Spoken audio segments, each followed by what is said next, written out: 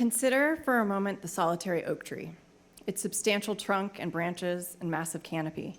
Its root system is large, requiring many resources, so many that its shade can make it hard for grass and other smaller plants to grow underneath. Now contrast that with this group of aspens, known as a stand. Each of the trees is small, but they congregate together in a beautiful tableau. They even share an extensive networked root system that powers the stand. Mighty as it may be, when the big storms come, the oak tree can be wiped out, ripping out its entire root system from the ground and leaving destruction in its wake. It can take decades for an oak tree to regrow in that same area. Now, big storms can also take out aspens, of course, but oftentimes they won't take out the whole stand. A few trees may come down, but others survive, with their root system intact, able to feed the survivors and make way for their fast-growing progeny. When we think about small things making a big impact, we need look no further than the honeybee and its home, the hive. Hives can house tens of thousands of honeybees, all doing their own specialized jobs. As individuals, they function as a unified organism without any central command structure. In short, the hive is a collective intelligence that transcends individual limitations to create something greater than the sum of its parts. And it all starts with an insect the size of a pinky fingernail. My name is Amy Kovac Ashley, and I'm pleased to talk to you all tonight about the beauty of small. I'm a first-timer at Newsgeist, so thanks for having me. In 2024, I became the executive director of the Tiny News Collective. We support early-stage news founders who are creating community-rooted news outlets across the country. We currently serve 74 outlets in 29 states, plus DC and Puerto Rico, in urban, suburban, and rural places.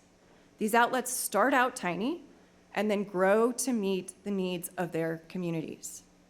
We are not a hub and spoke model. Instead, we are a collective, similar to the honeybee hive. Meet one of our members, should come up here soon, Henok Mengistu, a solopreneur and the founder of Ethiopic in the Washington, D.C. area. Publishing in Amharic, his site serves the sizable local Ethiopian community. Beyond traditional reporting, Henok has woven community engagement in all that he does, whether it's adopting a road in Little Ethiopia for monthly cleanups, or organizing Fishing with Ethiopic, an event that brings together young and old to fish and be in community. Another member of ours, the 51st, is one of a number of worker-led cooperatives with multiple co-founders that we're seeing join our collective. They rose from the ashes of a shuttered local publication, DCist, and their focus is specifically on the District of Columbia, where I also happen to live.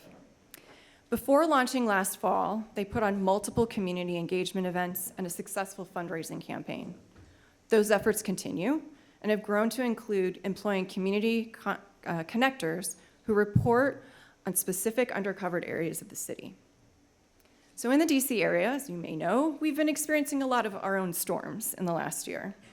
One of the first was great concern and worry among immigrants, their families, friends, and advocates about the call for mass deportations during Trump's election bid. Because these two news outlets knew each other from the collective, they came together to see what they could do to serve their respective audiences in the same area. With Henok's help, the 51st reported and published a guide with local resources for immigrants and their families. Additionally, Henok hosted a webinar with two lawyers advising immigrants on issues around paperwork and applications for green cards or citizenship.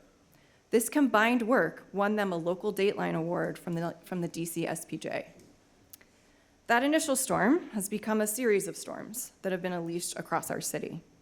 The most recent started in August, when the president ordered the takeover of the district, flooding our streets with federal law enforcement, including ICE and the National Guard.